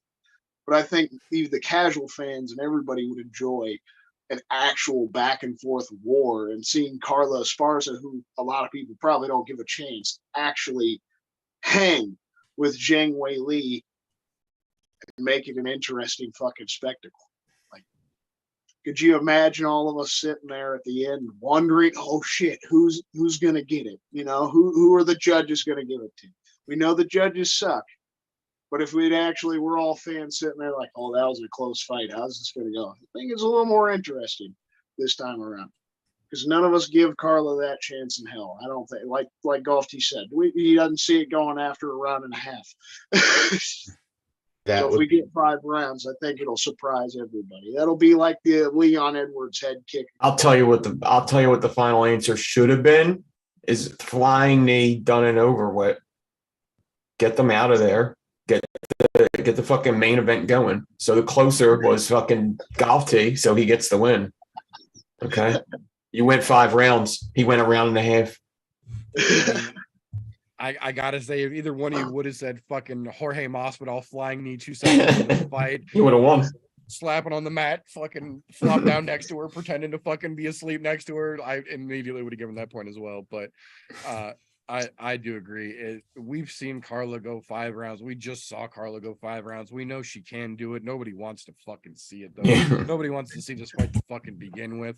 I would absolutely giggle like a girl at a Bieber concert if Weili came out and just laid this fucking moron flat in less than 30 seconds. I would legitimately giggle out loud. So I have to agree. Point for round 3 here. We are going to give to Golf T, even though he did say a round and a half. Yeah, that's a long time. I said best case scenario, so it appeases both. Look, if you want my honest opinion, that fucking fight is done in round 1. Mark my fucking words. I don't think we see 2. I hope we don't see a round 2. I don't think we get past 2.5 minutes. Yeah, I don't think we I'm glad. So that being said here, that'll bring us into round 4 and back across the octagon. Christian, we will start this one off with you. So to flip that proverbial coin, in terms of the fans, fuck Dana White. I could give a shit less what he wants to fucking do. It's very clear what he intended for this card to play out as. But in terms of the fans, those of us who are actually going to be watching and paying attention to these goddamn fights and have a vested emotional interest in how the main event of a fucking pay-per-view might turn out, in your opinion, what is the best case scenario for Israel Adesanya versus Alex Pereira to play out Saturday night? All right, so I think us as fans, right, don't want to see another Anderson Silva situation. We don't want to see Izzy as a champion, potentially building his career up towards Anderson, towards the greatest middleweight, to continue having these boring, safe decision fights. The past few fights have just not been that entertaining. Yeah, it takes two to tango. You know, he's been saying that a lot building up to this fight. But we've seen the dog come out in Izzy. That fight with Kelvin Gastelum. UFC loves to post that clip all the time where he said going to that fifth round, I'm prepared to die, right? That was one of the best fights we've ever seen right there. He's finished Robert Whittaker. He knocked out Robert Whittaker. He's finished Paulo Costa. We want to see that dog come back out of Izzy. In my opinion, that's the best case scenario. For him to get that revenge, you know, losing a close decision against Pereira in kickboxing that many think he should have won, and winning the fight leading up to the point in the second before he gets knocked down. As any man, you ever get that situation as a fighter or any man, that you want that moment back. So I feel like that's the best case scenario for Israel Adesanya to pull that dog out, go out there, finish this motherfucker that the UFC is fast tracked up because the middleweight division is so muddy right now, and Izzy's just lapping it. They needed anything to try to just sell a fight. They're doing a decent job. I'm excited for this fight. I think it will be interesting. Everybody's got that hanging over their head, that potential of Pereira knocking Izzy out. But that'd be the best case scenario. 1 or 2 rounds, similar to what Goff T said with Wei Lee over Carlos Esparza. Instead of Izzy playing it safe, just go out there, pour it on him, show him who's best. You've got the MMA fucking experience. Let that dog out. Get that revenge. Put Pereira to fucking sleep. Blow us all away. Give us a crazy moment to finish out the fucking night. Oh yeah, I'd be okay with that. So that'll bring us back across the octagon, as it were, here to Golf Team. So in this crazy fucking matchup that we have gotten ourselves to here in the rocket fast fucking launch of Alex Pereira into a title shot, fuck Dana White. Nobody gives two shits about what he says. In terms of the fans, those of us who are actually going to be watching Saturday night, who give a shit about these fights and how they play out. For us, best case scenario, how does that main event end Saturday night? All right. The one thing that needs to be mentioned as far as best case scenario, the fight does not end on a fucking injury as a main event like we've seen in what 5 or 6 cards in the last like 4 months now. That shit can't happen. As long as that doesn't happen, I'm pretty sure this fight is a winner for everybody. Like I said earlier, in my picks, I highly doubt this is going to a fucking the ground. The only way this goes to the ground is if Izzy gets clipped and he's kind of fucking stanky legged. He might shoot for a takedown and turn into a wrestler. But best case scenario, I'm going the long route here. You're gonna call it short, I'm gonna call it long. I hope we get just a stand-up slobber knocker for fucking days. 5 rounds of hell of these two beating the piss out of each other for 25 minutes. I don't even care about the fucking winner in this case. I want to see a full-on, thinking we're watching one kickboxing match right in the middle of the fucking octagon. That would be wild for fans. 5 fucking rounds, making it look like a Muay Thai fight in there. Let me see that. That's what I want to see.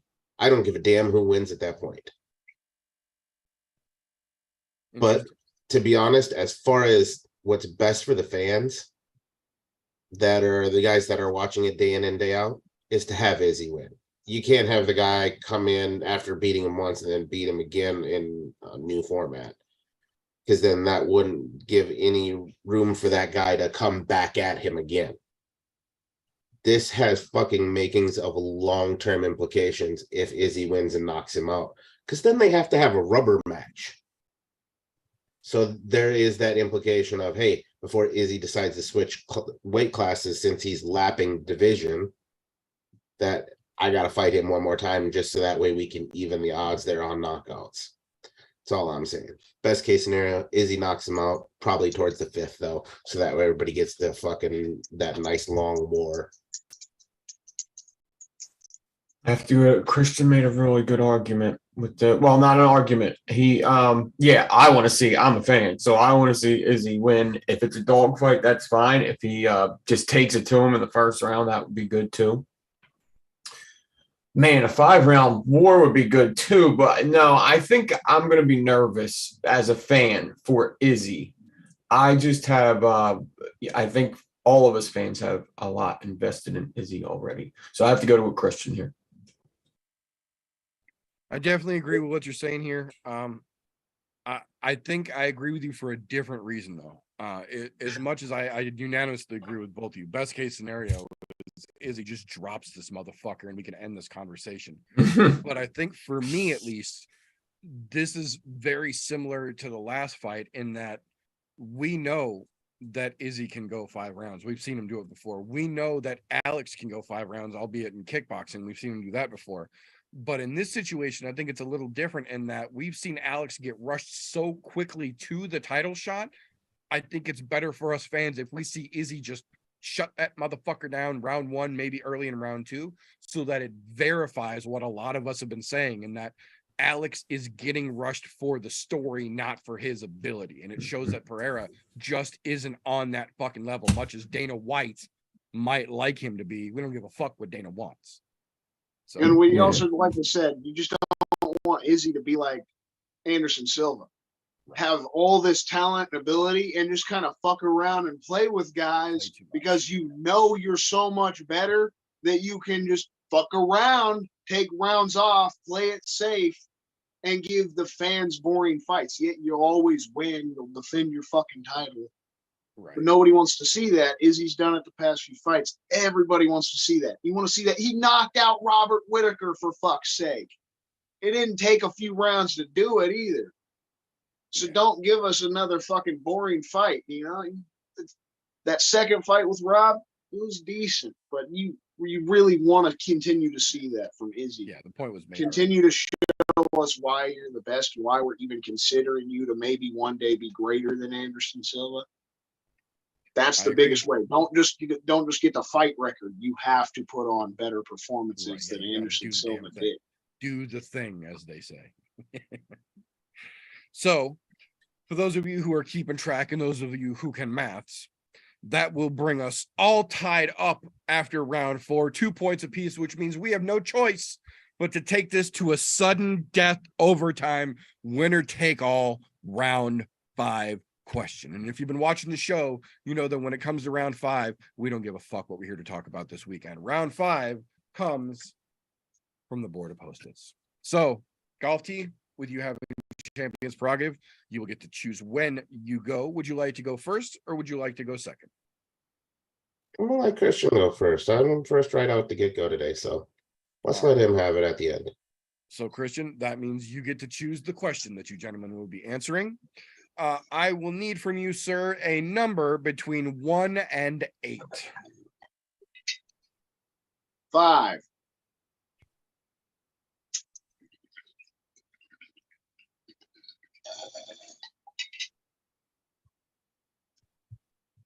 Ooh, this is even better now after what we just saw not that long ago. So, Christian, you're getting round 5's question first. So to you, though it may be a little painful to recall, we did just not long ago see this gentleman catch a very heartily fought W to help us make some history not that long ago. UFC 279 to be precise, the last time we saw this gentleman. But since then, it has been a very strewn and scattered appearance from this gentleman. So for you, sir, our round 5 question: what is next for Tony Ferguson?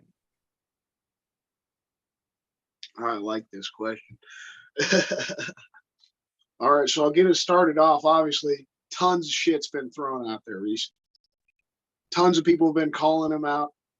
Tons of people want to fight Tony. You know, a lot of people threw out that idea of Paddy Pimblett getting him. We all know that Paddy Pimblett's fighting next month. He's fighting Jared Gordon. Like I said, tons of people have been calling him out.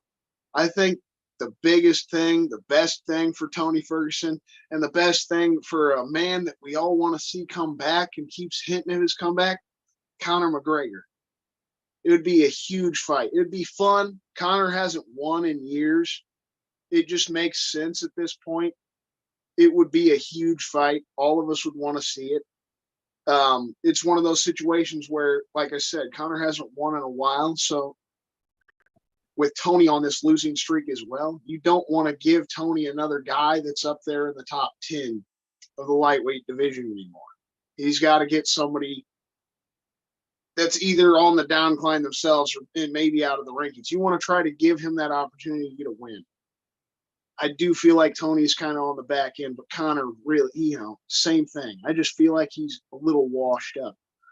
And if I was going to say something, that's kind of why I feel like Michael Chandler has the edge with Dustin Poirier, this weekend, just because Dustin in the past couple of years only fought old ass Conor McGregor a couple of times and lost his next shot at the title. But huge money fight. Tony Ferguson would get probably the biggest payday of his entire career. Just be a huge spotlight. It'd be a main event of a fucking pay-per-view, if not a co-main event, just because of Conor's name. Even if he hasn't fucking won a legitimate fight, Cowboy, his only legitimate win in the past handful of years here. It just makes sense. The positioning of it, Conor and him, I think, are right neck and neck. I think Conor's 13th in the rankings. Tony's 14th in the rankings. They're just in every way, both of them on the downcline in their career as a whole, both losing streaks, right neck and neck, same fucking ranking. And it'd just be a huge fight for us. Just a fun fight for next year. You don't need to have Conor coming back for no title. You don't need any number one contenders fight for him. He just needs to have a fight and win a fight. But let's have it be fun and entertaining still. So I think for Tony Ferguson's sake, that's the biggest thing. At this point, the best thing for his career. Biggest fucking payday, most interesting fight. The most eyes will be on it. Tony versus Conor McGregor next year. That's the biggest thing for me. I can definitely see that being a damn good fun fight. Plus, it gives Tony some time to recoup from that last bullshit he just dealt with, and it gives Conor the 6 months he needs to get back into the fucking USADA pool after he finishes filming Roadhouse. So At 170? Potentially. At 170? Dude, fucking Conor. Tony fought at 170 in his last fight. Conor's been talking about 170. And like I said, it's just a fun fight. The biggest and best thing for Tony's career would be a huge. It would be awesome for him. It would be awesome for him. It's a W for him all the way around. Tony would probably rather take that fight at 170. Because he said he's sick of trying to cut down to 155. If I was Tony, I would only fight him or Khabib. Khabib. It's Conor having that extra weight for him being a wrestler. And shit. Tony should just wait for a big fight now, and just either Khabib or Conor, something like that. Khabib's not going to come back. So for me, that was the best thing. Maybe Mike Perry. Best payday. So maybe a Mike Perry fight. Maybe. Right. So that'll bring us back across the octagon, as it were, here. Golf Tee, after the very tough fought UFC 279 loss against one Nathan Diaz for his C'est La Vie match in the UFC, as it were. For your 2 cents, sir, what's next for Tony? All right, if we're gonna go that route with Tony, I'm on the complete opposite side of the spectrum. I don't think he deserves Conor at this point. He's on back-to-back losses, and both of which he's been finished. A nasty-ass fucking head kick, and then fucking getting subbed by Diaz. Look, I like Diaz, and I like Diaz a lot. There's a reason I'm not surprised motherfucker is such a big thing. But Diaz was also been on the tail end of his career for a while, which is why we only saw him fight like once every 2 fucking years over the last couple of years. But as far as Tony Ferguson is concerned, best case scenario for him right at this very moment is to fend off the rankings. And what I mean by fend off the rankings fucking gatekeeper at this point. He's at that point in his career where I don't look at him as anything more than a gatekeeper. As much as I love him, he is long in the tooth, and it is time for him to think about retirement. But he's a gatekeeper at this point. There's a reason why he's ranked as low as he is right now. He's nowhere near top 10 potential right now. He can call for all the big names he wants. I don't think he deserves him, other than the fact that he has tenure in the company. That's the only reason that they would give him big name fights. And they didn't even do that for fucking, like, they tried to do it for Nate. Tried to give him Kamzat on his way out. But that whole fuckery, and he got Ferguson instead. So either way, he still got a big name out of the deal. But that's kind of where I think Ferguson is in his career at this point, is you're fending off. If you're going to continue to be an active fighter, he's going to be fending off those guys coming up. If he's thinking about starting the Diaz route where he's only taking a fight here and there, it's going to be guys that are also long in the tooth, ready to get out, that are household names. But other than that, he's no more than a gatekeeper at this point. As much as I love him, he needs to start thinking about laying him down, because we've seen the steady decline over the last 6 years. So, I mean, the guys, it's definitely time to think about taking him off, laying him down, maybe give him one good going away fight. But other than that, he's So you're saying he taking an L to Diaz, getting a fight with Diaz, and taking the loss to Diaz is the answer, right? I believe that's your answer. No. That was the fight he just had that he took the L in. He got subbed by Diaz. That's right. Okay. Yeah. Okay. I'm sorry. What I'm saying here is he is at the point in his career where he is only going to fend off guys that are trying to break into the rankings. He's going to be a gatekeeper. Yeah. Gatekeeper, or he's going to be a Diaz-esque fighter where he only fights here and there for other names that are on the tail end of their careers as well. Yeah. But Slightly he also doesn't have the realistic same kind of answer, pull but that Diaz definitely did. pessimistic, man. Look, I watched his decline, and I said, I fucking love Ferguson for what he is. That's just why I threw the Connor out. They're both on the decline, though. I know Connor's still got the huge name and stature, so they bring up the huge payday. Though that's the problem, is I don't think he can pull Connor. That fight, as far as the UFC is concerned, that fight doesn't make sense, because Connor has too much draw. When they could put another guy who's got big draw, like, I would be more apt to say if Chandler wins or even fucking loses against Poirier, that would be a better fight to put him against Chandler.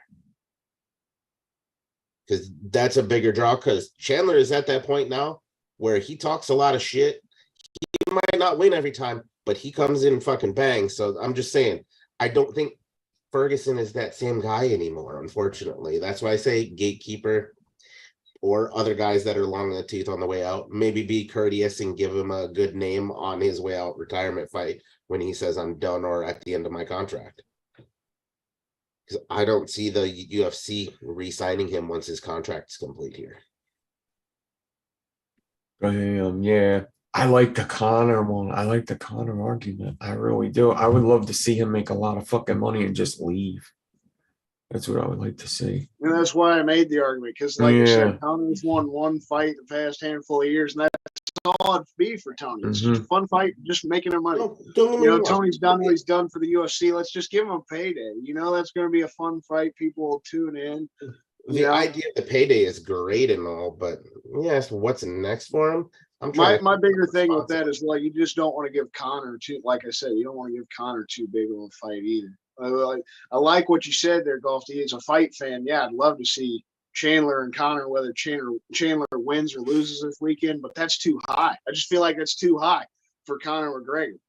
I want to see Conor McGregor just get a win before he fights a dude that's in that position again, because I don't feel like Conor could beat somebody in that position. The past couple of fights he's had with Dustin, if you couldn't beat Dustin Poirier, two fights in the past year, and then after the injury, I don't see him beat Michael Chandler. So let's give him that easier fight. He would probably beat Tony Ferguson, right? And then it's just big payday for Tony. Look, the reason why I say Michael Chandler is because Michael Chandler's kind of bullheaded. Poirier is not. He's on the opposite side of that spectrum where Poirier is a smarter fighter.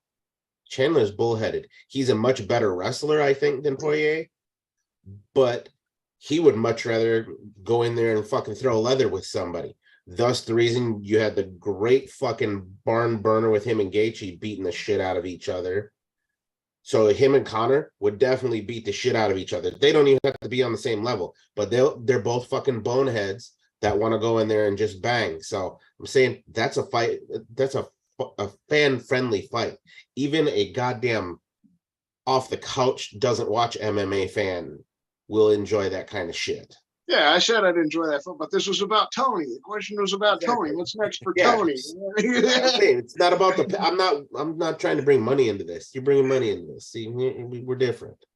We're thinking No, I different. just think that's the most. I'm bringing exciting money thing. into it because I have the feeling that Tony's only fighting for money because he's at the end. It's kind of just obvious. I think he knows it. And I think he is fighting for money. So I would like to see him get a big bag and get the fuck out.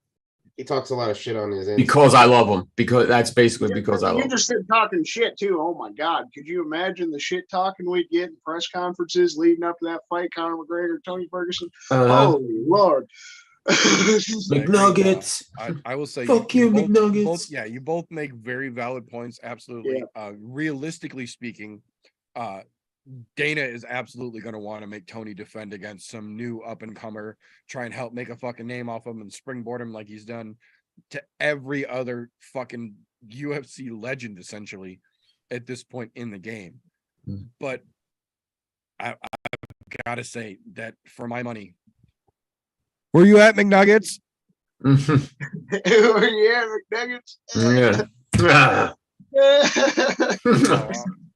Yeah, like I Realistically said, speaking- Golf T had a really realistic answer, but it was just a little Yeah, no, pessimistic. I just wanted to throw absolutely. some It's not fun flavor. pessimistic. I'm calling a spade a spade. I don't. Yeah, you're right. Like I said, it's realistic. That No, Tony don't get me is wrong. the I gatekeeper. don't That's what mind the the UFC is idea going to of do him for him. fighting But Conor, but I'm against it in the realism side of the house. Like, to be honest, if they there's make some the really, matchup I can great, realistically see the but UFC doing that. as Just far as- like I said, Conor as far has as my true inner fan goes, I hope that fight never fucking happens because I think it's a waste of time.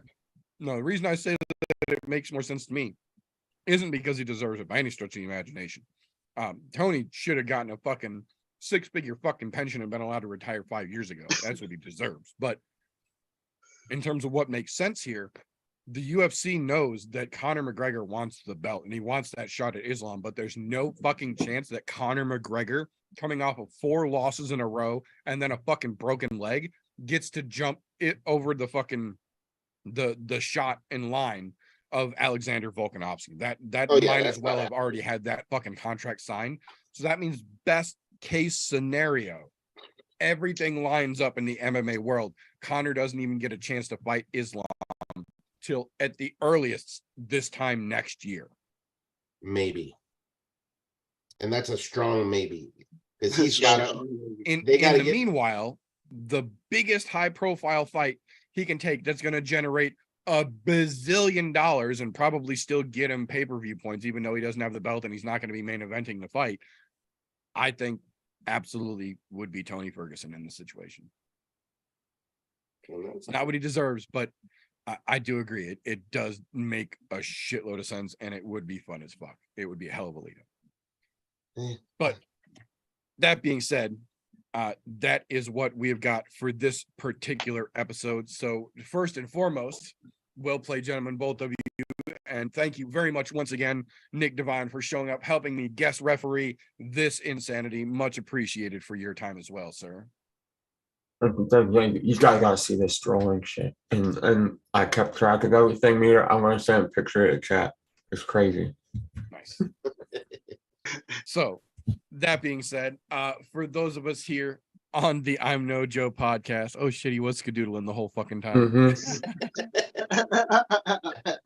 So if you enjoy the I'm No Joe podcast, obviously, first and foremost, every Thursday night, 9:30-ish Central Standard Time, youtube.com/I'm No Joe. If you're hearing this, you already know that. We go live every Thursday, though. You might not know that. Catch us live. It's a lot of fun. the week after we go live here on YouTube, over on anchor.fm/ImNoJoe, the all audio format version of the show is released, so you can pick it up on your podcast consumption platform of choice. We are also on all the social medias for the most part. Speaking of social medias, once we are done here, do not forget to go check out Instagram.com/slowbake_420 for our homeboy Christian's Instagram page, and Spreaker.com/show/slowbake_and-contemplate for his MMA podcast. It comes out on Fridays. Links to both will be down in the description. Thank you very much for your time as well, sir. Thank you.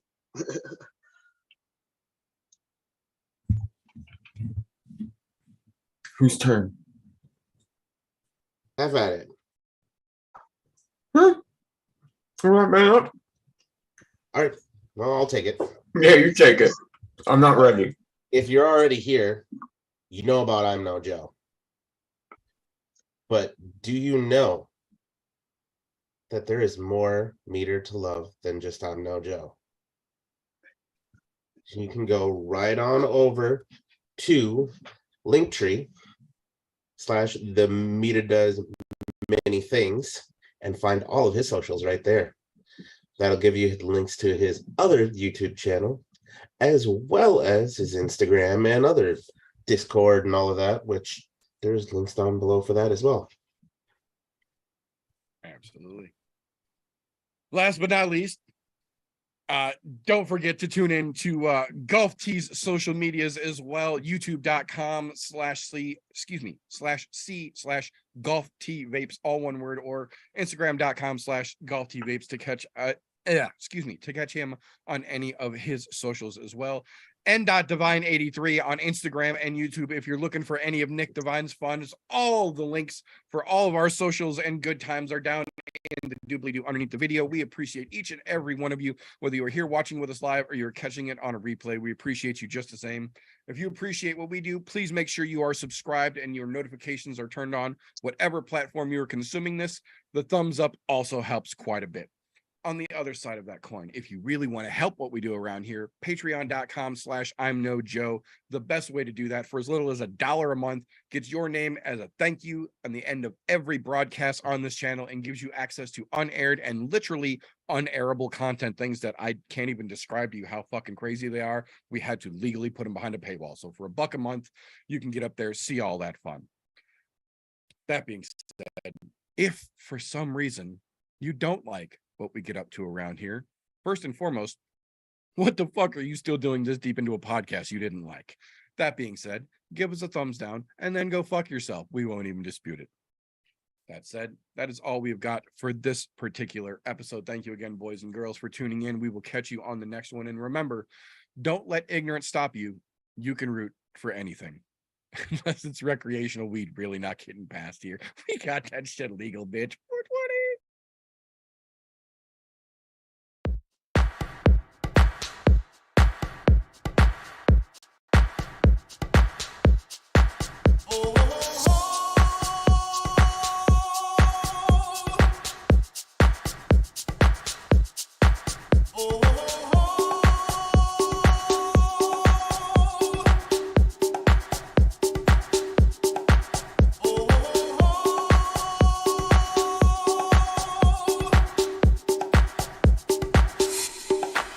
Everybody was kung fu fighting. Those kids were fast as lightning. In fact, it was a little bit frightening. How do I say goodbye to what we had? The good times.